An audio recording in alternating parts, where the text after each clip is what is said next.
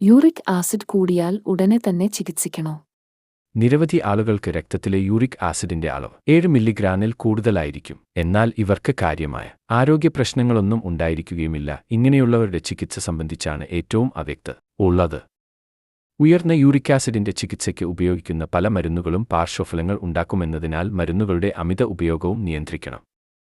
പ്രത്യേകിച്ച് ലക്ഷണമൊന്നും ഉണ്ടാകാത്തവരിൽ അമിത uric acid ചികിത്സിക്കേണ്ട എന്നാണ് പൊതുവെയുള്ള നിഗമനം.